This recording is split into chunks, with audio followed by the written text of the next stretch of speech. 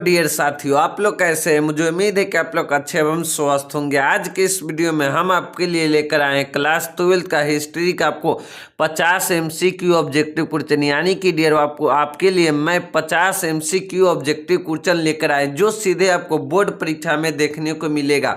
तो आप वीडियो को शुरू से अंत तक जरूर देखिएगा और अंत में यह भी बतलाइएगा कि आपका 50 ऑब्जेक्टिव क्वेश्चन में से, यानी कि डियर आपका 50 ऑब्जेक्टिव क्वेश्चन में से आपका कितना ऑब्जेक्टिव क्वेश्चन सही हुआ है। तो चलिए बिना टाइम वेस्ट करते हुए वीडियो को स्टार्ट करते हैं। तो आज का इस सेशन का आपका पहला प्रश्न यही है कि डियर महाभारत की रचना किसने की है। अब आपसे पूछा जाता है डियर की जो महाभारत जो ग्रंथ है इसकी रचना किसने की है। ऑप्शन नंबर ए में वाल्मीकि, या ऑप्शन नंबर बी में मनु, या ऑप्शन नंबर सी में कालिदास, या ऑप्शन नंबर डी में वेद व्यास।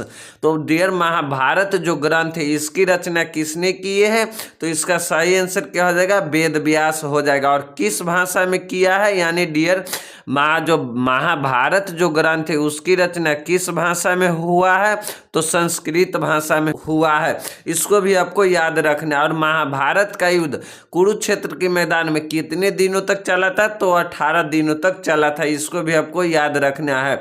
और महाभारत का युद्ध किसने जीता था डियर, तो आपको याद रखना है पांडव ने महाभारत का युद्ध जीता था। इन सभी पॉइंटों को आपको याद रखना है डियर।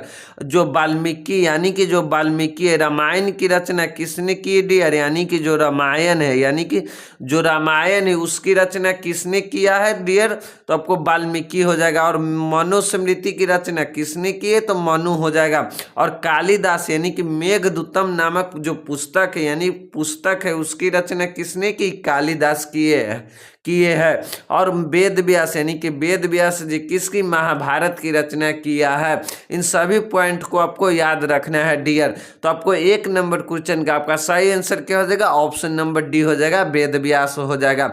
चलिए फिर आपका नेक्स्ट क्वेश्चन है डियर कि हम्पी किस राज्य से संबंधित है। अब आपसे पूछा जाता है डियर जो हम्पी है, यानी कि जो हम्पी है ना, ये किस राज्य से संबंधित है डियर। अब आपसे पूछा जाता है ये जो हम्पी है किस राज्य से संबंधित है। ऑप्शन नंबर ए में मौर्य से है, या ऑप्शन नंबर बी में गुप्त से है, या ऑप्शन नंबर सी में है बहमनी से, या ऑप्शन नंबर डी में विजयनगर से। तो आपको याद रखना है डियर ये जो हम्पी है ये किस राज्य से संबंधित है, तो विजयनगर से संबंधित है। किससे संबंधित है, तो विजयनगर से संबंधित है। और विजयनगर जो साम्राज्य था उसकी राजधानी कहाँ पर था, तो ये हम्पी में ही था। और विजयनगर साम्राज्य की स्थापना कब हुआ था डियर, तो आपको याद रखना है 1336 ईस्वी में हुआ था। कब हुआ था, तो 1336 ईस्वी में। और किसने किया था, तो हरियर एवं बुक्का नामक 2 व्यक्ति, यानी कि हरियर एवं बुक्का नामक 2 भाई ने विजयनगर साम्राज्य की स्थापना किए थे। और इसकी राजधानी कहाँ था, तो हम्पी में था। विजयनगर साम्राज्य की राजधानी कहाँ पर था, तो हम्पी में। और हम्पी किससे संबंधित है डियर, तो विजयनगर से संबंधित है। तो आपको 2 नंबर क्वेश्चन का आपका सही आंसर क्या हो जाएगा, ऑप्शन नंबर डी हो जाएगा, विजयनगर। चलिए फिर आपका नेक्स्ट क्वेश्चन है डियर भारतीय पुरातत्व का पिता किसे कहा जाता है। यानी कि डियर जो भारतीय पुरातत्व, यानी कि भारतीय पुरातत्व विभाग का, यानी कि भारतीय पुरातत्व का पिता किसे कहा जाता है। ऑप्शन नंबर ए में लॉर्ड कर्जन को, या ऑप्शन नंबर बी में अलेक्जेंडर कनिंघम को, या ऑप्शन नंबर सी में दयाराम साहनी को, या ऑप्शन नंबर डी में है डलहौजी को। तो डियर भारतीय पुरातत्व का पिता किसे कहा जाता है, अलेक्जेंडर कनिंघम को कहा जाता है। यानी कि भारतीय पुरातत्व का पिता किसे कहा जाता है डियर, अलेक्जेंडर कनिंघम को कहा जाता है। इसको आपको याद रखना है। तो 3 नंबर क्वेश्चन का आपका सही आंसर क्या हो जाएगा, ऑप्शन नंबर बी हो जाएगा, अलेक्जेंडर कनिंघम को भारतीय पुरातत्व का पिता कहा जाता है। चलिए फिर आपका नेक्स्ट क्वेश्चन है डियर कि सिंधु घाटी के निवासियों को किस धातु का ज्ञान नहीं था। यानी कि डियर हड़प्पा सभ्यता बोले या सिंधु घाटी सभ्यता बोले, यानी कि दोनों का नाम, यानी कि हड़प्पा सभ्यता को हम लोग सिंधु घाटी सभ्यता भी कहते हैं और सिंधु घाटी सभ्यता को हड़प्पा सभ्यता भी कहते थे। यहाँ पर आपसे पूछ दिया जाए कि सिंधु घाटी के निवासियों को किस धातु का ज्ञान नहीं था, या हड़प्पा सभ्यता के निवासियों को किस धातु का ज्ञान नहीं था, तो इसमें आपको कंफ्यूज नहीं होना है। तो सिंधु घाटी के निवासियों को डियर किस धातु का ज्ञान ज्ञान नहीं था? ऑप्शन नंबर ए में सोना, या ऑप्शन नंबर बी में चांदी, या ऑप्शन नंबर सी में डियर लोहा, या ऑप्शन नंबर डी में है तांबा। तो सिंधु घाटी के निवासियों को डियर किस धातु का ज्ञान नहीं था? लोहा का ज्ञान नहीं था। यानी कि सिंधु घाटी के जो भी निवासी थे, यानी कि उनका जो भी लोग थे, तो उन लोगों को किस धातु का ज्ञान नहीं था, यानी कि कौन सा धातु था ना उनको बनाने नहीं आ रहा था, तो लोहा का ज्ञान नहीं था। यानी कि सिंधु घाटी के जो भी लोग थे उनको किस चीज का ज्ञान नहीं था? लोहा का ज्ञान नहीं था। तो आपको 4 नंबर क्वेश्चन का आपका सही आंसर क्या हो जाएगा? ऑप्शन नंबर सी हो जाएगा, लोहा हो जाएगा। चलिए डियर, फिर आपका नेक्स्ट क्वेश्चन है लोथल कहाँ स्थित है? यानी कि डियर लोथल जो है कहाँ स्थित है? चलिए इसका ऑप्शन हम देख लेते हैं। ऑप्शन नंबर ए में है डियर हरियाणा, या ऑप्शन नंबर बी में है राजस्थान, या ऑप्शन नंबर सी में है उत्तर प्रदेश, या ऑप्शन नंबर डी में है गुजरात। तो यहाँ पर आपसे पूछा जाता है डियर कि लोथल कहाँ स्थित है? इसको आपको याद रखना है। लोथल और धौलावीरा कहाँ स्थित है डियर? गुजरात में स्थित है। तो आपको लोथल कहाँ स्थित है डियर? गुजरात में। यानी कि 5 नंबर क्वेश्चन का आपका सही आंसर क्या हो जाएगा? ऑप्शन नंबर डी हो जाएगा। यानी कि लोथल कहाँ स्थित है? गुजरात में। बनावली और राखीगढ़ी कहाँ स्थित है? हरियाणा में। इसको आपको याद रखना है। और कालीबंगा कहाँ स्थित है डियर? राजस्थान में। और आलमगीरपुर कहाँ है स्थित? उत्तर प्रदेश में स्थित है। और लोथल और धौलावीरा कहाँ स्थित है? गुजरात में। इसको आपको याद रखना है। यानी कि 5 नंबर क्वेश्चन का आपका सही आंसर क्या हो जाएगा? ऑप्शन नंबर डी हो जाएगा डियर। चलिए फिर आपका नेक्स्ट क्वेश्चन है डियर कि संथाल विद्रोह कब हुआ? यानी कि डियर ये जो संथाल विद्रोह है ना कब हुआ था? ऑप्शन नंबर ए में 1832 में, या ऑप्शन नंबर बी में 1841 में, या ऑप्शन नंबर सी में है 1851 में, या ऑप्शन नंबर डी में 1855 में। तो डियर संथाल विद्रोह कब हुआ था डियर? इसको आपको याद रखना है। तो संथाल विद्रोह डियर कब हुआ था? 1855 ईस्वी में हुआ था। और इनका नेता कौन था? तो सिद्धू एवं कान्हू था। कौन था डियर? सिद्धू। यानी कि सिद्धू था और कान्हू था। इसको आपको याद रखना है। सिद्धू एवं कान्हू 2 भाई इनका नेता था। यानी सिद्धू एवं कान्हू संथाल विद्रोह का नेता, यानी कि इनका लीडर था। और कब हुआ था? तो 1855 में। और कहाँ हुआ था? तो ये झारखंड में हुआ था। यानी कि झारखंड राज्य से ये संथाल विद्रोह हुआ था। और किसके खिलाफ हुआ था? तो ईस्ट इंडिया कंपनी के खिलाफ हुआ था। इसको भी आपको याद रखना है डियर। चलिए फिर आपका नेक्स्ट क्वेश्चन है डियर ईस्ट इंडिया कंपनी की स्थापना कब हुआ? यानी कि अब आपसे पूछा जाता है डियर ईस्ट इंडिया कंपनी पूछे या इंग्लिश इंडिया कंपनी पूछे, दोनों का मतलब यानी कि दोनों क्वेश्चन का मतलब एक ही होता है। ईस्ट इंडिया कंपनी की स्थापना कब हुआ था डियर? ऑप्शन नंबर ए में 1600 में, या ऑप्शन नंबर बी में 1700 ईस्वी में, या ऑप्शन नंबर डी में है 1610 ईस्वी में, या ऑप्शन नंबर डी में है 1615 ईस्वी में। तो आपको याद रखना है डियर ईस्ट इंडिया कंपनी की स्थापना कब हुई थी? तो 1600 ईस्वी में हुई थी। कितने में? 1600 ईस्वी में। तो आपको 7 नंबर क्वेश्चन का आपका सही आंसर क्या हो जाएगा डियर? 1600 ईस्वी हो जाएगा। यानी कि ईस्ट इंडिया कंपनी की स्थापना कब हुई थी? तो 1600 ईस्वी में हुआ था। चलिए डियर फिर आपका नेक्स्ट क्वेश्चन है 1857 की क्रांति कब आरंभ हुई? यानी कि अब आपसे पूछा जाता है डियर कि जो 1857 की एक क्रांति है ना कब आरंभ हुई? यानी कि 1857 की क्रांति कब शुरू हुई थी? यानी कि 1857 का क्रांति कब शुरू हुई थी डियर? ऑप्शन नंबर ए में आपको 10 मई को, या ऑप्शन नंबर बी में आपको 13 मई को, या ऑप्शन नंबर सी में है डियर 18 मई, या ऑप्शन नंबर डी में है 10 मई। तो 1857 की क्रांति डियर कब आरंभ हुई थी? तो 10 मई को हुआ था। कब? 10 मई को। यानी कि डियर 10 मई का 1857 की क्रांति आरंभ हुआ था या शुरू हुआ था। तो आपको 8 नंबर क्वेश्चन का आपका सही आंसर क्या हो जाएगा? ऑप्शन नंबर ए हो जाएगा। यानी कि 10 मई हो जाएगा डियर। चलिए फिर आपका नेक्स्ट क्वेश्चन है डियर कि बिहार के जगदीशपुर में 1857 के विद्रोह का नेतृत्व किसने किया, यानी कि डियर जो बिहार राज्य है, यानी कि बिहार राज्य के जगदीशपुर में 1857 के क्रांति बोले या विद्रोह का ना नेतृत्व यानी कि कमान किसने किया, यानी कि बिहार के जो जगदीशपुर है ना उसमें 1857 की क्रांति का नेतृत्व किसने किया था, यानी कि बिहार के जगदीशपुर से 1857 के जो विद्रोह बोले या क्रांति का नेतृत्व किसने किया। ऑप्शन नंबर ए में लक्ष्मीबाई, या ऑप्शन नंबर बी में बेगम हजरत महल, या ऑप्शन नंबर सी में वीर कुंवर सिंह, या ऑप्शन नंबर डी में पीर अली।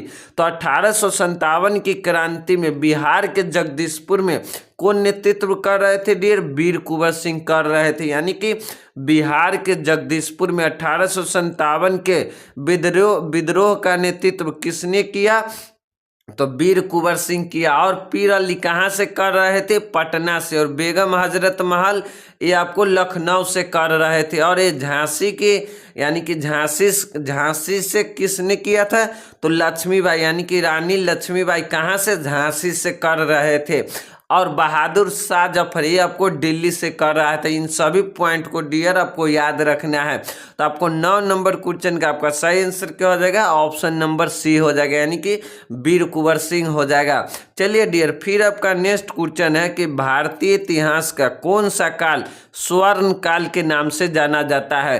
अब आपसे पूछा जाता है डियर कि भारतीय इतिहास का है ना कौन सा काल है ना जो स्वर्ण काल के नाम से जाना जाता है। ऑप्शन नंबर ए में मौर्य काल, या ऑप्शन नंबर बी में है गुप्त काल, या ऑप्शन नंबर सी में आपको मुगल काल, या ऑप्शन नंबर डी में अंग्रेज काल। भारतीय इतिहास का कौन सा काल डियर स्वर्ण काल के नाम से जाना जाता है। तो आपको भारतीय इतिहास का कौन सा काल स्वर्ण काल के नाम से जाना जाता है डियर, गुप्त काल को हम लोग स्वर्ण काल के नाम से जाना जाता है। किस काल को, तो गुप्त काल को। तो आपको 10 नंबर क्वेश्चन का आपका सही आंसर क्या हो जाएगा, ऑप्शन नंबर बी हो जाएगा, गुप्त काल हो जाएगा।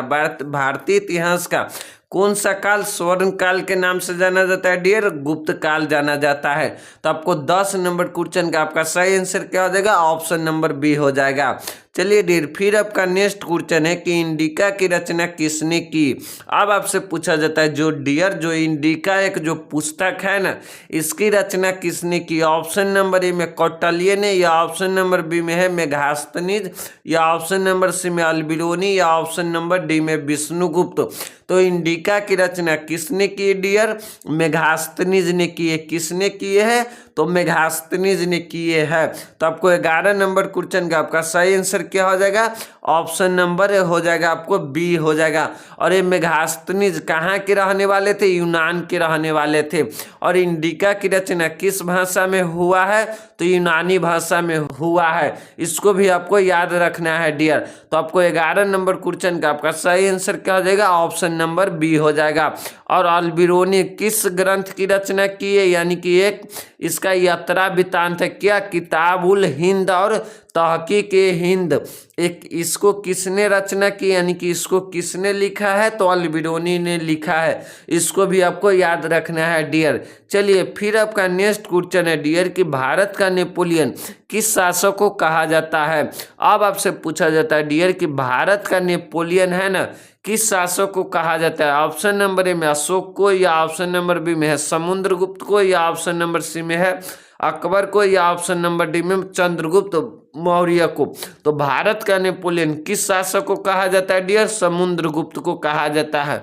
किस शासक को, भारत का नेपोलियन किस शासक को कहा जाता है डियर, तो समुद्रगुप्त को कहा जाता है। तो आपको 12 नंबर क्वेश्चन का आपका सही आंसर क्या हो जाएगा, ऑप्शन नंबर बी हो जाएगा, समुद्रगुप्त। और अशोक को क्या कहा जाता है, यानी कि अशोक को न प्रियदर्शी शासक किसको कहा जाता है, अशोक को कहा जाता है। और अकबर को आपको यानी कि चंद्रगुप्त मौर्य को मौर्य साम्राज्य की स्थापना किसने किया था डियर, तो चंद्रगुप्त मौर्य ने किया था। इसको भी आपको याद रखना है डियर।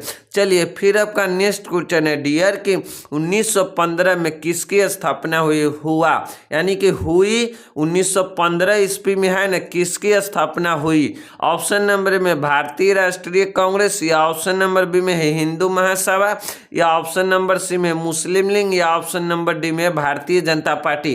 तो आपको याद रखना है डियर 1915 में किसकी स्थापना हुआ था डियर? हिंदू सभा का हुआ था। किसके हुआ था? 1915 में किसकी स्थापना हुई? तो हिंदू महासभा की स्थापना कब हुई थी?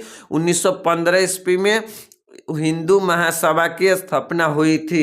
इसको आपको याद रखना है। तो आपको 13 नंबर क्वेश्चन का आपका सही आंसर क्या हो जाएगा? ऑप्शन नंबर बी हो जाएगा, हिंदू महासभा। और भारतीय राष्ट्रीय कांग्रेस की स्थापना कब हुई थी डियर?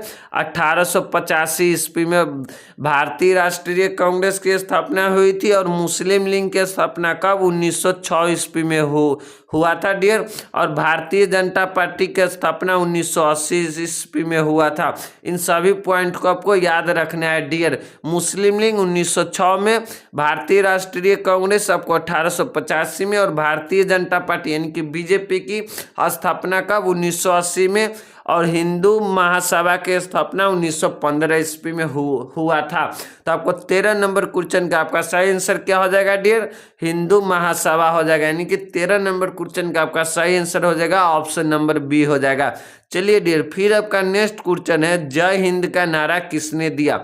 ऑप्शन नंबर ए में आपको जय हिंद का नारा किसने दिया है डियर, आपसे पूछा जाता है, प्रश्न है। ऑप्शन नंबर ए में भगत सिंह, या ऑप्शन नंबर बी में चंद्रशेखर आजाद, या ऑप्शन नंबर सी में है डियर जवाहरलाल नेहरू, या ऑप्शन नंबर डी में है सुभाष चंद्र बोस।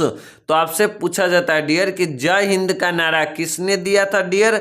आपको याद रखना है, सुभाष चंद्र बोस ने जय हिंद का नारा। और दिल्ली चलो का नारा किसने दिया था? तो सुभाष चंद्र बोस ने दिया था। तो आपको 14 नंबर क्वेश्चन का आपका सही आंसर क्या हो जाएगा? ऑप्शन नंबर डी हो जाएगा। दिल्ली चलो का नारा किसने दिया था? तो सुभाष चंद्र बोस ने दिया था। और जय हिंद का नारा किसने दिया था? तो सुभाष चंद्र बोस ने दिया था। इन दोनों नारा को आपको याद रखना है डियर।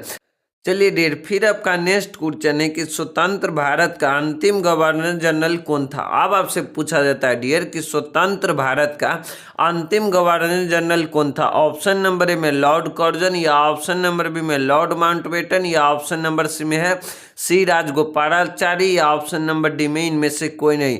तो स्वतंत्र भारत का डियर अंतिम गवर्नर जनरल कौन था? तो सी राजगोपालाचारी था। तो आपको 15 नंबर क्वेश्चन का आपका सही आंसर क्या हो जाएगा? ऑप्शन नंबर सी हो जाएगा।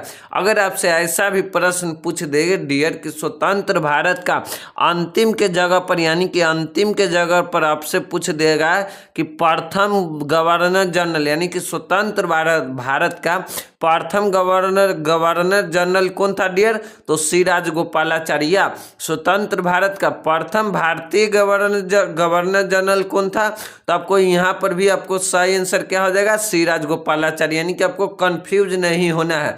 स्वतंत्र भारत का अंतिम गवर्नर जनरल पूछे तो आपको लगाना है सी राजगोपालाचारी। या स्वतंत्र भारत का प्रथम गवर्नर जनरल पूछे तो आपको सही आंसर हो जाएगा सी राजगोपालाचारी। या स्वतंत्र भारत का प्रथम भारतीय गवर्नर जनरल कौन था? तो सी राजगोपालाचारी। है स्वतंत्र भारत का प्रथम और अंतिम अंतिम गवर्नर जनरल कौन था डियर? तो सी राजगोपालाचारी हो जाएगा। तो आपको 15 नंबर क्वेश्चन का आपका सही आंसर क्या हो जाएगा? ऑप्शन नंबर सी हो जाएगा डियर। चलिए फिर आपका नेक्स्ट क्वेश्चन है कि भारतीय संविधान कब लागू हुआ? यानी कि अब आपसे पूछा जाता है डियर कि जो हमारा भारतीय संविधान यानी कि हमारा संविधान कब लागू किया गया? ऑप्शन नंबर ए में 26 नवंबर 1949 को, या ऑप्शन नंबर बी में है 26 जनवरी 1950 को, या ऑप्शन नंबर सी में 26 नवंबर 1950, या ऑप्शन नंबर डी में है 26 जनवरी 1950। तो हमारा भारतीय संविधान कब लागू हुआ था डियर? 26 जनवरी 1950 को हुआ था। यानी कि भारतीय संविधान कब लागू किया गया डियर? 26 जनवरी 1950 को भारतीय संविधान लागू हुआ। तो आपको 16 नंबर क्वेश्चन का आपका सही आंसर क्या हो जाएगा? ऑप्शन नंबर डी हो जाएगा 26 जनवरी 1950। और हमारा संविधान बनकर कब तैयार हो गया था? तो 26 नवंबर 1949 को ही हमारा संविधान बनकर तैयार हो गया। और संविधान को बनने में कितने दिन लगा था डियर? तो 2 वर्ष 11 माह 18 दिन हमारे 2 वर्ष 11 माह 18 दिन हमारे भारतीय संविधान को बनाने में समय लगा था। इनको भी आपको याद रखना है। और संविधान सभा की पहली बैठक कब हुई थी डियर? 6 दिसंबर 1946 को, और दूसरी बैठक हुई थी 9 दिसंबर 1946 को हुआ था। इन सभी पॉइंट को आपको याद रखना है डियर। तो चलिए फिर आपका नेक्स्ट क्वेश्चन है डियर, भारत का राष्ट्रगान कौन सा है। अब आपसे पूछा जाता है डियर कि भारत का राष्ट्रगान कौन सा है, यानी कि भारत का जो राष्ट्रगान है ना कौन सा है। ऑप्शन नंबर ए में वंदे मातरम, या ऑप्शन नंबर बी में जन गण मन, या ऑप्शन नंबर सी में सारे जहां से अच्छा, या ऑप्शन नंबर डी में है हिंद देश का प्यारा झंडा। तो भारत का राष्ट्रगान क्या है डियर, जन गण मन है। क्या है भारत का राष्ट्रगान कौन सा है डियर, जन गण मन। और इसे लिखा किसने है, रविंद्रनाथ टैगोर ने लिखा है। भारत का राष्ट्रगान कौन सा है, जन गण मन, और लिखा किसने है, रविंद्रनाथ टैगोर ने लिखा है। इन दोनों पॉइंट को आपको याद रखना है डियर। चलिए फिर आपको नेक्स्ट क्वेश्चन है डियर, इंडिया गेट का निर्माण कब हुआ, यानी कि अब आपसे पूछा जाता है डियर कि जो इंडिया गेट है ना उसका निर्माण कब हुआ। ऑप्शन नंबर ए में 1911 ईस्वी में, या ऑप्शन नंबर बी में 1921 ईस्वी में, या ऑप्शन नंबर सी में 1931 ईस्वी में, या ऑप्शन नंबर डी में डियर 1941 ईस्वी में। तो आपको याद रखना है डियर इंडिया गेट का निर्माण कब हुआ था, तो 1931 ईस्वी में इंडिया गेट का निर्माण हुआ था। इसको आपको याद रखना है। और गेटवे ऑफ इंडिया का निर्माण कब हुआ था डियर, 1911 ईस्वी में हुआ था। और इंडिया गेट एक कहाँ है, आपको कलकत्ता में है, यानी सॉरी इंडिया गेट कहाँ पर है, आपको दिल्ली में है डियर, दिल्ली में इंडिया गेट है।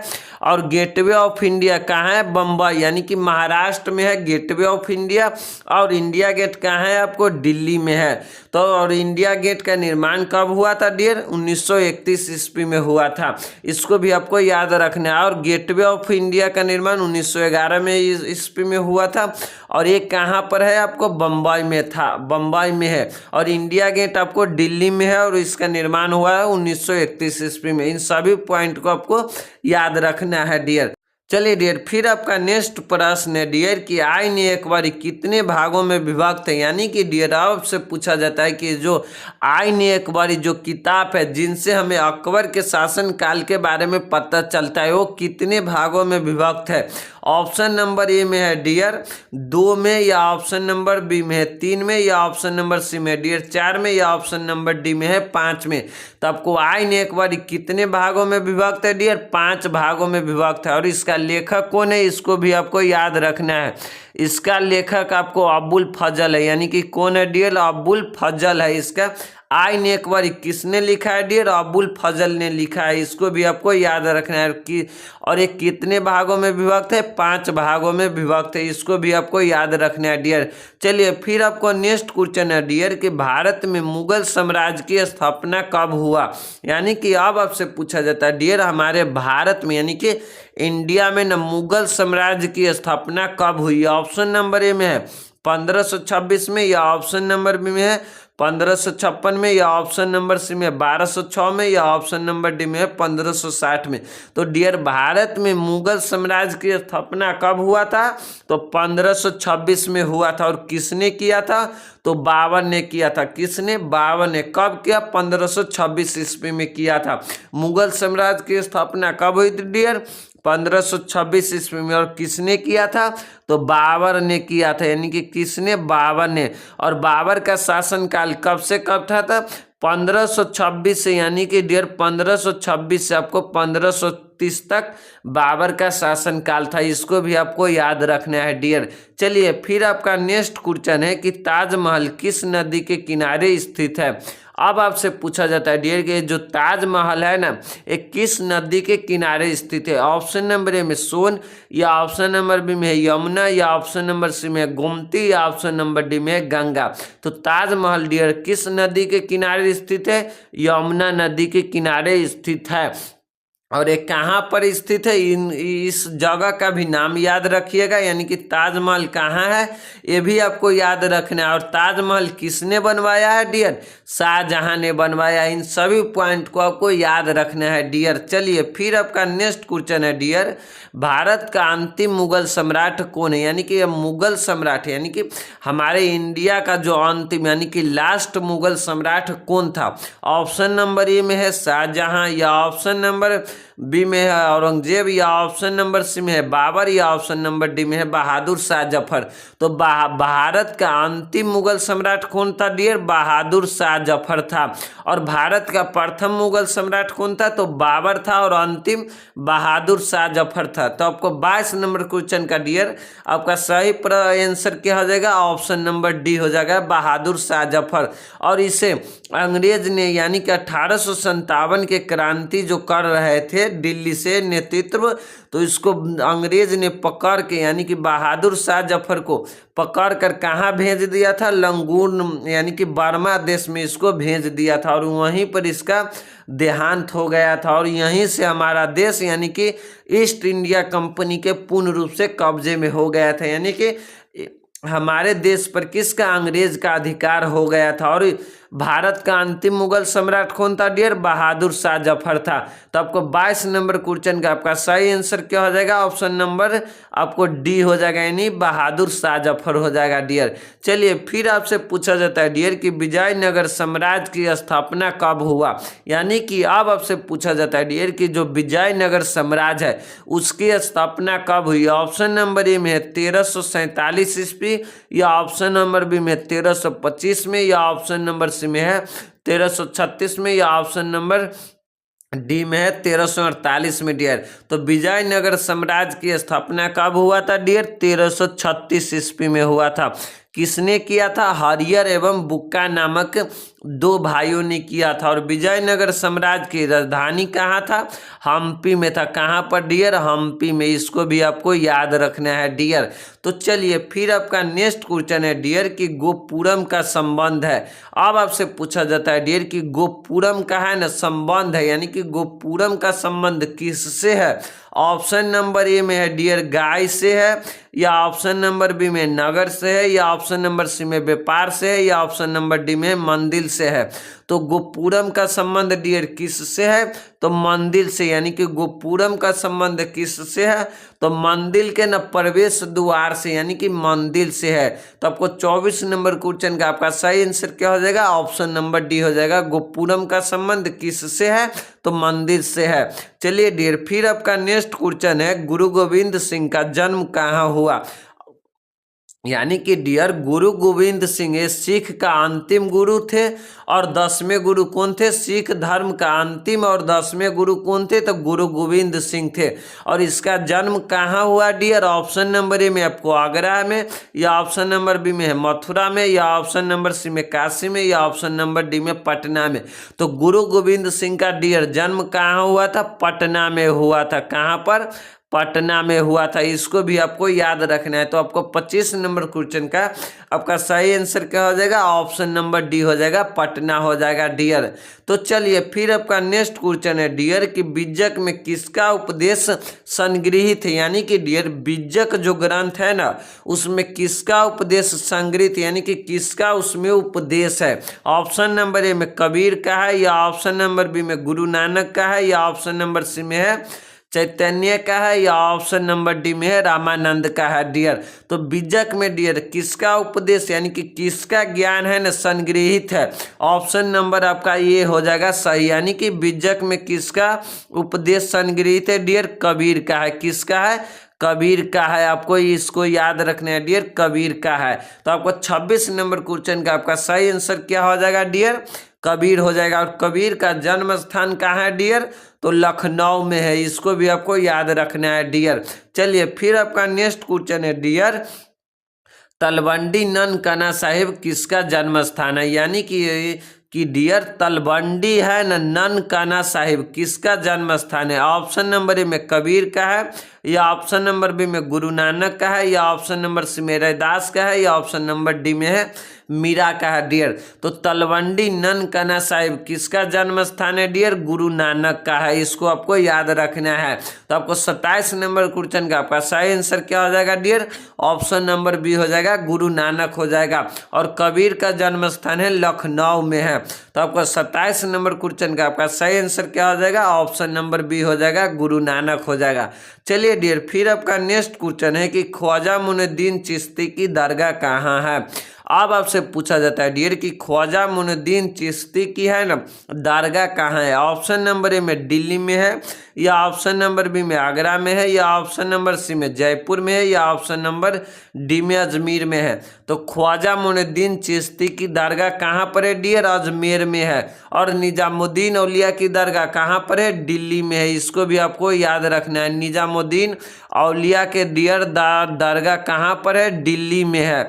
और ख्वाजा मोइनुद्दीन चिश्ती की दरगाह कहाँ पर है डियर, अजमेर में है। कहाँ पर है, अजमेर में। इसको आपको याद रखना है। ख्वाजा मोइनुद्दीन चिश्ती की दरगाह पूछी तो आपको याद रखना है डियर अजमेर, और निजामुद्दीन औलिया की दरगाह पूछे तो आपको याद रखना है डियर दिल्ली में है। इन दोनों दरगाह को आपको याद रखना है डियर। तो आपको 28 नंबर क्वेश्चन का आपका सही आंसर क्या हो जाएगा, ऑप्शन नंबर डी हो जाएगा डियर। चलिए फिर आपका नेक्स्ट क्वेश्चन है डियर कबीर किसका शिष्य थे। यानी कि अब आपसे पूछा जाता है डियर जो कबीर थे ना एक किसका शिष्य थे, यानी कि एक किसका शिष्य थे। ऑप्शन नंबर ए में है डियर रामानुज के, या ऑप्शन नंबर बी में गुरु नानक के, या ऑप्शन नंबर सी में है रामानंद के, या ऑप्शन नंबर डी में शंकर देव के। तो कबीर किसके शिष्य थे डियर, रामानंद के थे। किसके थे, रामानंद के थे। तो आपको 29 नंबर क्वेश्चन का आपका सही आंसर क्या हो जाएगा, ऑप्शन नंबर सी हो जाएगा, रामानंद हो जाएगा डियर। चलिए फिर आपका नेक्स्ट क्वेश्चन है डियर कि कालीबंगा स्थित है। चलिए डियर फिर आपसे पूछा जाता है कि कालीबंगा स्थित है, यानी कि कालीबंगा है ना ये स्थित है। ऑप्शन नंबर ए में सिंध में है, या ऑप्शन नंबर बी में बंगाल में है, या ऑप्शन नंबर सी में उत्तर प्रदेश में है, या ऑप्शन नंबर डी में राजस्थान में है डियर। तो कालीबंगा डियर कहाँ स्थित है, राजस्थान में स्थित है। और उत्तर प्रदेश में कौन सा, यानी कि हड़प्पा सभ्यता का ना कौन सा शहर उत्तर प्रदेश में स्थित है, आलमगीरपुर कहाँ स्थित है, उत्तर प्रदेश में स्थित है। और कालीबंगा कहाँ पर है डियर, राजस्थान में स्थित है। इन दोनों पॉइंट को आपको याद रखना है डियर। चलिए फिर आपका नेक्स्ट क्वेश्चन है डियर कि हड़प्पा का उत्खनन किया था। अब आपसे पूछा जाता है डियर कि हड़प्पा यानी कि हड़प्पा जगह का ना उत्खनन किया था। ऑप्शन नंबर ए में जॉन मार्शल ने, या ऑप्शन नंबर बी में है आर.डी. बनर्जी ने, या ऑप्शन नंबर सी में दयाराम साहनी ने, या ऑप्शन नंबर डी में इनमें से कोई नहीं। तो हड़प्पा का उत्खनन किसने किया था डियर, दयाराम साहनी ने। और कब किया था, तो 1921 ईस्वी में किया था। कब, 1921 ईस्वी में। और किसने किया, तो दयाराम साहनी ने। और आर.डी. बनर्जी ने 1922 में किसका, मोहनजोदड़ो का उत्खनन किसने किया था, आर.डी. बनर्जी ने किया था। इन दोनों पॉइंट को आपको याद रखना है डियर। चलिए फिर आपका नेक्स्ट क्वेश्चन है डियर अशोक का संबंध किस वंश से है। अब आपसे पूछा जाता है डियर कि अशोक का है ना संबंध किस वंश से है। ऑप्शन नंबर ए में नंद से है, या ऑप्शन नंबर बी में है गुप्त से है, ऑप्शन नंबर बी में मौर्य से है, या ऑप्शन नंबर सी में है गुप्त, या ऑप्शन नंबर डी में है शुंग। तो अशोक का संबंध डियर किस वंश से है, मौर्य वंश से है। अशोक का संबंध किस वंश से है, मौर्य वंश से है। और मौर्य वंश का पहला शासक कौन था डियर, चंद्रगुप्त मौर्य था। और अशोक को है ना प्रियदर्शी शासक कहा जाता है। किसको, अशोक को क्या कहा जाता है, प्रियदर्शी शासक कहा जाता है। किसको, अशोक को कहा जाता है। इन सभी पॉइंट को आपको याद रखना है डियर। चलिए फिर आपका नेक्स्ट क्वेश्चन है डियर धाम नीति की शुरुआत किसने की थी। अब आपसे पूछा जाता है कि ये धाम नीति की है ना शुरुआत किसने की थी। ऑप्शन नंबर ए में चंद्रगुप्त मौर्य ने, या ऑप्शन नंबर बी में अशोक ने, या ऑप्शन नंबर सी में विक्रम द्वितीय ने, या ऑप्शन नंबर डी में है अजात शत्रु ने। तो धर्म नीति की शुरुआत किसने किया था डियर, अशोक ने किए थे। यानी कि जब कलिंग के युद्ध पर यानी कि पूर्ण रूप से विजय पा लिया था उसके पश्चात ने उसके यानी कि कलिंग के विजय के युद्ध के बाद अशोक ने है ना धाम नीति की शुरुआत किए थे, जिसमें इसने अपने बेटी और बेटा यानी कि बेटी और बेटा को भी धर्म प्रचार करने हेतु सभी को यानी कि अलग अलग जगह पर भेजा था। धर्म नीति की शुरुआत किसने किया था डियर, अशोक ने किया था। 33 नंबर क्वेश्चन का आपका सही आंसर क्या हो जाएगा, ऑप्शन नंबर बी हो जाएगा डियर। चलिए डियर, फिर आपका नेक्स्ट क्वेश्चन है कि त्रिपिटक साहित्य किस धर्म से संबंधित है। अब आपसे पूछा जाता है डियर कि ये जो त्रिपिटक साहित्य ग्रंथ है ये किस धर्म से संबंधित है। त्रिपिटक साहित्य का मतलब यानी कि त्रिपिटक का मतलब क्या होता है, तीन टुकड़िया, यानी कि तीन टुकड़िया। यानी कि डियर जब महात्मा बुद्ध का ना देहांत हो गया था तो उनके ज्ञान को ना तीन भागों में बांट कर दिया गया था, उसी को हम लोग त्रिपिटक कहते। तो त्रिपिटक साहित्य किस धर्म से संबंधित है डियर। ऑप्शन नंबर ए में आपको बौद्ध धर्म से, या ऑप्शन नंबर बी में जैन धर्म से, या ऑप्शन नंबर सी में है वैष्णव धर्म से, या ऑप्शन नंबर डी में शैव धर्म से। तो त्रिपिटक साहित्य डियर किस धर्म से संबंधित है डियर, बौद्ध धर्म से संबंधित है। तो आपको 34 नंबर क्वेश्चन का आपका सही आंसर क्या हो जाएगा, ऑप्शन नंबर ए हो जाएगा, बौद्ध धर्म हो जाएगा। त्रिपिटक साहित्य किस धर्म से संबंधित है डियर, बौद्ध धर्म से संबंधित है, इसको आपको याद रखना है डियर। चलिए फिर आपका नेक्स्ट क्वेश्चन है कि पुराणों की संख्या कितनी है। अब आपसे पूछा जाता है डियर कि पुराणों की संख्या है ना कितनी है। ऑप्शन नंबर ए में 16 है, या ऑप्शन नंबर बी में 18, या ऑप्शन नंबर सी में 19, या ऑप्शन नंबर डी में 20। तो पुराणों की संख्या डियर कितनी है, 18 है, इसको आपको याद रखना है पूर्ण रूप से। पुराणों की संख्या कितनी है डियर, 18 है, इसको आपको याद रखना है। तो आपका 35 नंबर क्वेश्चन का आपका सही आंसर क्या हो जाएगा, ऑप्शन नंबर सी हो जाएगा, सॉरी ऑप्शन नंबर बी हो जाएगा, 18 हो जाएगा डियर। चलिए फिर आपका नेक्स्ट क्वेश्चन है डियर कि वेदों की संख्या कितनी है। हम सभी जानते हैं डियर कि वेदों की संख्या कितनी है। ऑप्शन नंबर ए में 3, या ऑप्शन नंबर बी में 4, या ऑप्शन नंबर सी में है 5, या ऑप्शन नंबर डी में है 7। तो वेदों की संख्या डियर कितनी है, 4 है। कितनी है डियर, 4 वेद, यानी कि ऋग्वेद, सामवेद, यजुर्वेद और अर्थवेद। यानी कि वेदों की संख्या कितनी है डियर, ऋग्वेद, सामवेद, यजुर्वेद और अर्थवेद है। वेदों की संख्या कितनी है डियर, 4 है। कितनी है, 4 है। तो आपको 36 नंबर क्वेश्चन का आपका सही आंसर क्या हो जाएगा, ऑप्शन नंबर बी हो जाएगा डियर। तो चलिए डियर फिर आपका नेक्स्ट क्वेश्चन है कि स्तूप संबंधित है। अब आपसे पूछा जाता है कि ये जो स्तूप है ना संबंधित है। ऑप्शन नंबर ए में जैन धर्म है, या ऑप्शन नंबर बी में बौद्ध धर्म से है, या ऑप्शन नंबर सी में सिख धर्म से है, या ऑप्शन नंबर डी में है मुस्लिम से। यानी कि डियर स्तूप संबंधित है, किससे है संबंधित, बौद्ध धर्म से संबंधित है डियर। आपको 37 नंबर क्वेश्चन का आपका सही आंसर क्या हो जाएगा डियर, ऑप्शन नंबर बी हो जाएगा, बौद्ध धर्म।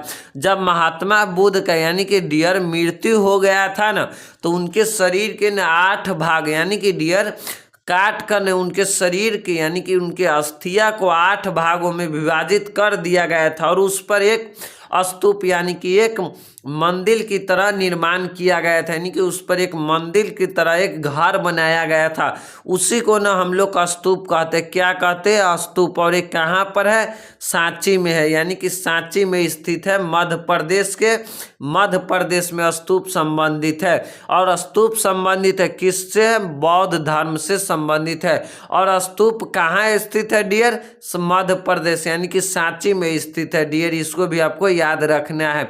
चलिए डियर फिर आपका नेक्स्ट क्वेश्चन है महावीर स्वामी का जन्म हुआ, यानी कि महावीर स्वामी का डियर जन्म कहाँ हुआ था। ऑप्शन नंबर ए में लुम्बिनी में, या ऑप्शन नंबर बी में कपिल वस्तु में, या ऑप्शन नंबर सी में है सारनाथ, या ऑप्शन नंबर डी में कुंडल वन में। यानी कि डियर महावीर स्वामी का जन्म कहाँ हुआ था डियर, कुंडन वन वैशाली में हुआ था। कहाँ पर डियर, कुंडन वन वैशाली जिला में, यानी कि बिहार के वैशाली जिला में हुआ था। और महावीर स्वामी का जन्म कहाँ हुआ था, लुम्बिनी में हुआ था। सॉरी डियर, गौतम बुद्ध का जन्म आपको लुम्बिनी में हुआ था और महावीर स्वामी का जन्म कुंडन वन वैशाली में हुआ था। तो आपको 38 नंबर क्वेश्चन का आपका सही आंसर क्या हो जाएगा, ऑप्शन नंबर डी हो जाएगा, कुंडल वन वैशाली में महावीर स्वामी का जन्म हुआ था। महावीर स्वामी का जन्म हुआ था कहाँ पर डियर, कुंडन वन वैशाली में हुआ था। और गौतम बुद्ध का जन्म डियर लुम्बिनी में हुआ था। इन दोनों पॉइंट को आपको याद रखना है डियर। चलिए फिर आपका नेक्स्ट क्वेश्चन है डियर महाभारत की रचना किस भाषा में हुई, यानी कि अब आपसे पूछा जाता है डियर जो महाभारत जो ग्रंथ है इसकी रचना किसने किया है, तो वेद व्यास ने किया। किसने डियर, वेद व्यास ने किया है। और किस भाषा में किया है डियर, ऑप्शन नंबर आपको ये है संस्कृत, या ऑप्शन नंबर बी में पाली, या ऑप्शन नंबर सी में है प्राकृति, या ऑप्शन नंबर डी में हिंदी। तो महाभारत की रचना डियर किस भाषा में हुआ है, तो संस्कृत भाषा में हुआ है। तो आपको सही आंसर क्या हो जाएगा, ऑप्शन नंबर ये हो जाएगा डियर। चलिए डियर फिर आपका नेक्स्ट क्वेश्चन है अल्बिरोनी किसके साथ भारत आया। यानी कि अब आपसे पूछा जाता है डियर कि ये जो अल्बिरोनी है ना एक किसके साथ भारत आया था। ऑप्शन नंबर ए में महमूद गजनी, या ऑप्शन नंबर बी में हो जाएगा मोहम्मद गौरी, या ऑप्शन नंबर सी में है तैमूर के साथ, या ऑप्शन नंबर डी में मोहम्मद बिन कासिम। तो अल्बिरोनी डियर किसके साथ भारत आया था, महमूद गजनी के साथ आया था। और ये कहाँ का रहने वाले थे, उज्बेकिस्तान के रहने वाले थे। इसको भी आपको याद रखना है डियर। अल्बिरोनी यानी कि अल्बिरोनी एक आपको यात्रा वृत्तांत लिखा है जो अरबी भाषा में, उसका नाम क्या है किताब उल हिंद, और एक है तहकीक हिंद। यानी कि अल्बिरोनी का यात्रा वृत्तांत का नाम क्या है डियर, किताब उल हिंद और किताब उल तहकीक हिंद किसका यात्रा वृत्तांत है, तो अल्बिरोनी का है। अल्बिरोनी किसके साथ भारत आया, तो महमूद गजनी के साथ आया था। और ये कहाँ का रहने वाले थे, उज्बेकिस्तान के रहने वाले थे। इन सभी पॉइंट को आपको डियर याद रखना है। तो 40 नंबर क्वेश्चन का आपका सही आंसर क्या हो जाएगा, ऑप्शन नंबर ये हो जाएगा महमूद गजनी हो जाएगा डियर। चलिए डियर फिर आपका नेक्स्ट क्वेश्चन है इब्न बतूता किस देश का यात्री था। अब आपसे पूछा जाता है डियर कि इब्न बतूता है ना एक किस देश का यात्री, यानी कि एक किस देश का रहने वाले व्यक्ति था। ऑप्शन नंबर ए में मोरक्को का, या ऑप्शन नंबर बी में मिस्र का, या ऑप्शन नंबर सी में तुर्की यानी कि तुर्की का, या ऑप्शन नंबर डी में है ईरान। तो इब्न बतूता डियर किस देश के यात्री था, तो मोरक्को का था। किस देश का, मोरक्को का था। और इसका यात्रा वृत्तांत क्या है, किताबुल रेहला। यानी कि रेहला किसका यात्रा वृत्तांत का नाम है डियर, तो इब्न बतूता। और इसको किस भाषा में लिखा है, तो अरबी भाषा में लिखा है। इसको भी आपको याद रखना है डियर। और इब्न बतूता किसके साथ भारत आया था, तो महमूद गौरी के साथ आया था। और अल्बिरोनी किसके साथ, मोहम्मद गजनी के साथ। और इब्न बतूता किसके साथ भारत आया, तो महमूद गौरी के साथ इब्न बतूता भारत आया था डियर। इन सभी को आपको याद रखना है डियर। चलिए डियर फिर आपका नेक्स्ट क्वेश्चन है कि अस्थाई बंदोबस्त कहाँ लागू किया गया। यानी कि डियर ये जो अस्थाई बंदोबस्त ये किनके द्वारा बनाया गया था, ईस्ट इंडिया कंपनी के द्वारा बनाया गया था। और ये कहाँ लागू किया गया था। ऑप्शन नंबर ए में आपको बम्बई में, या ऑप्शन नंबर बी में पंजाब में, या ऑप्शन नंबर सी में बंगाल में, या ऑप्शन नंबर डी में इनमें से कोई नहीं। तो डियर अस्थाई बंदोबस्त आपको बंगाल में लागू किया गया था। बंगाल यानी कि बंगाल में आपको अस्थाई बंदोबस्त लागू किया गया था। और आपको बिहार में यानी कि बिहार में भी अस्थाई बंदोबस्त लागू किया गया था। और एक आपको उत्तर प्रदेश में, यानी कि 3 राज्यों में आपको अस्थाई बंदोबस्त लागू किया गया था। इन तीनों राज्य का आपको नाम याद रखना है। यहाँ पर आपको बंगाल दिया गया है। तो आपको 42 नंबर क्वेश्चन का आपका सही आंसर क्या हो जाएगा, ऑप्शन नंबर सी हो जाएगा, बंगाल हो जाएगा डियर। चलिए डियर फिर आपका नेक्स्ट क्वेश्चन है डियर ईस्ट इंडिया कंपनी की स्थापना कब हुई। यानी कि अब आपसे पूछा जाता है डियर कि जो ईस्ट इंडिया कंपनी थे उसका स्थापना कब हुई। ऑप्शन नंबर ए में 1600 में, या ऑप्शन नंबर बी में है 1700 में, या ऑप्शन नंबर सी में है 1605 में, या ऑप्शन नंबर डी में है 1705 में डियर। तो ईस्ट इंडिया कंपनी की स्थापना कब हुई थी डियर, 1600 ईस्वी में हुए थे। कब, 1600 में ईस्ट इंडिया कंपनी की स्थापना हुआ था डियर। तो आपको 43 नंबर क्वेश्चन का आपका सही आंसर क्या हो जाएगा डियर, ऑप्शन नंबर ए हो जाएगा 1600 ईस्वी हो जाएगा डियर। चलिए डियर फिर आपका नेक्स्ट क्वेश्चन है कि 1857 के गदर को किसने क्रांति कहा। यानी कि डियर जो 1857 में जो एक गदर यानी कि जो क्रांति हुआ था ना, तो उसको किसने गदर यानी कि 1857 के गदर को ना किसने क्रांति कहा? ऑप्शन नंबर ए में है डियर आपको कार्ल मार्क्स, या ऑप्शन नंबर बी में आरजे मजूमदार, या ऑप्शन नंबर सी में जवाहरलाल नेहरू, या ऑप्शन नंबर डी में इनमें से कोई नहीं डियर। तो 1857 के गदर को किसने क्रांति कहा था डियर? कार्ल मार्क्स ने किया था, कार्ल मार्क्स ने कहा था। तो 44 नंबर क्वेश्चन का आपका सही आंसर क्या हो जाएगा? ऑप्शन नंबर ए हो जाएगा, कार्ल मार्क्स हो जाएगा डियर। चलिए डियर, फिर आपका नेक्स्ट क्वेश्चन है कि पुर्तगालियों ने गोवा पर अधिकार किया था। अब आपसे पूछा जाता है डियर कि ये जो पुर्तगाली थे ने गोवा पर कब अधिकार किया था?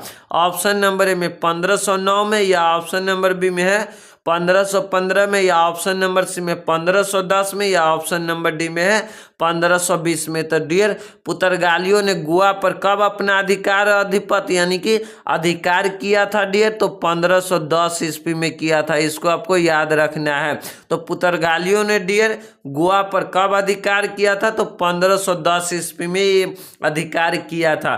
तो आपको 45 नंबर क्वेश्चन का आपका सही आंसर क्या हो जाएगा डियर? ऑप्शन नंबर सी हो जाएगा डियर। चलिए फिर आपका नेक्स्ट क्वेश्चन है डियर कि सविनय अवज्ञा आंदोलन कब प्रारंभ हुई या आरंभ हुई डियर? तो सविनय अवज्ञा आंदोलन कब आरंभ हुए थे डियर? ऑप्शन नंबर ए में है 1930 ईस्वी में, या ऑप्शन नंबर बी में है 1923 में, या ऑप्शन नंबर सी में 1930 ईस्वी में, या ऑप्शन नंबर डी में है 1933 ईस्वी में। तो सविनय अवज्ञा आंदोलन डियर कब प्रारंभ हुआ था डियर? 1930 ईस्वी में हुआ था। तो आपको 46 नंबर क्वेश्चन का आपका सही आंसर क्या हो जाएगा? ऑप्शन नंबर सी हो जाएगा। सविनय अवज्ञा आंदोलन कब प्रारंभ हुई थी या आरंभ हुई थी डियर? तो 1930 ईस्वी में हुआ था। कब? 1930 ईस्वी में हुआ था, इसको आपको याद रखना है डियर। चलिए डियर, फिर आपका नेक्स्ट क्वेश्चन है कि दिल्ली चलो का नारा किसने दिया? यानी कि अब आपसे पूछा जाता है डियर कि जो दिल्ली चलो का है ना नारा किसने दिया? ऑप्शन नंबर ए में सुभाष चंद्र बोस, या ऑप्शन नंबर सी में है महात्मा गांधी, या ऑप्शन नंबर सी में लाला लाजपत राय, या ऑप्शन नंबर डी में भगत सिंह। तो दिल्ली चलो का नारा किसने दिया है? दिल्ली चलो का नारा किसने दिया है डियर? सुभाष चंद्र बोस ने दिया है। तो आपको 47 नंबर क्वेश्चन का आपका सही आंसर क्या हो जाएगा? ऑप्शन नंबर ए हो जाएगा, यानी कि दिल्ली चलो का नारा किसने दिया था डियर? सुभाष चंद्र बोस ने दिया था। और करो और मरो का नारा किसने दिया था? तो महात्मा गांधी ने दिया था। और भगत सिंह ने इनकलाब जिंदाबाद का नारा किसने दिया? भगत सिंह ने दिया। इन सभी पॉइंट को डियर आपको याद रखना है डियर। चलिए डियर, फिर आपका नेक्स्ट क्वेश्चन है कि महात्मा गांधी ने पहला किसान आंदोलन कहाँ शुरू किया? यानी कि अब आपसे पूछा जाता है डियर कि जो महात्मा गांधी था ना, वो आपका पहला यानी कि पहला किसान आंदोलन कहाँ से शुरू किया? ऑप्शन नंबर ए में दांडी से, या ऑप्शन नंबर बी में चंपारण से, या ऑप्शन नंबर सी में पटना से, या ऑप्शन नंबर डी में गया से। तो महात्मा गांधी ने डियर महात्मा गांधी ने पहला किसान आंदोलन कहाँ से शुरू किया था डियर? चंपारण से। कहाँ? चंपारण से किया था। कहाँ से? चंपारण से किया था, इसको आपको याद रखना है डियर। महात्मा गांधी ने पहला किसान आंदोलन कहाँ से शुरू किया था? तो चंपारण से किया था, जिसे चंपारण सत्याग्रह बोलते हैं। और कब किया था? 1917 ईस्वी में किया था, इसको भी आपको याद रखना है डियर। चलिए फिर आपका नेक्स्ट क्वेश्चन है डियर कि कांग्रेस की स्थापना कब हुई? यानी कि डियर अब आपसे पूछा जाता है जो कांग्रेस है ना, इसकी स्थापना कब हुई? ऑप्शन नंबर ए में आपको 1885 ईस्वी में, या ऑप्शन नंबर बी में 1881 ईस्वी में, या ऑप्शन नंबर सी में है 1888 में, या ऑप्शन नंबर डी में है 1890 ईस्वी में। तो कांग्रेस की स्थापना कब हुई थी डियर? 1885 ईस्वी में। और मुस्लिम लीग की स्थापना 1906 ईस्वी में। और हिंदू महासभा की स्थापना 1915 ईस्वी में हुआ था। इन सभी पॉइंट को डियर आपको याद रखना है। चलिए डियर, फिर आपका नेक्स्ट क्वेश्चन है कि मुस्लिम लीग की स्थापना किस वर्ष हुई? यानी कि डियर मुस्लिम लीग की है ना स्थापना किस वर्ष हुआ या हुई? ऑप्शन नंबर ए में 1885 में, या ऑप्शन नंबर बी में है 1906 ईस्वी में, और ऑप्शन नंबर सी में है 1907 ईस्वी में, और ऑप्शन नंबर डी में 1910 ईस्वी में। तो मुस्लिम लीग की स्थापना कब हुई थी डियर? 1906 ईस्वी में हुई थी। और ये क्वेश्चन डियर आपको इस चैप्टर के यानी कि इस वीडियो का आपका लास्ट क्वेश्चन था, यानी कि द एंड बाय बाय। और आपका 50 ऑब्जेक्टिव क्वेश्चन में से आपका कितना ऑब्जेक्टिव क्वेश्चन सही हुआ है आप कमेंट करके जरूर बतलाइएगा। और वीडियो अच्छा लगा हो तो चैनल को जरूर सब्सक्राइब कीजिएगा। और इसका आपको पीडीएफ चाहिए तो हमारे टेलीग्राम चैनल 1K8 क्लासेस से जरूर जाइएगा, मैं वहीं पर इसका पीडीएफ डाउनलोड कर दूंगा। तो आप तब तक के लिए इतना ही, धन्यवाद। फिर मिलूंगा डियर आपसे अगले वीडियो में एक नए वीडियो के साथ, तब तक के लिए इतना ही, बाय बाय।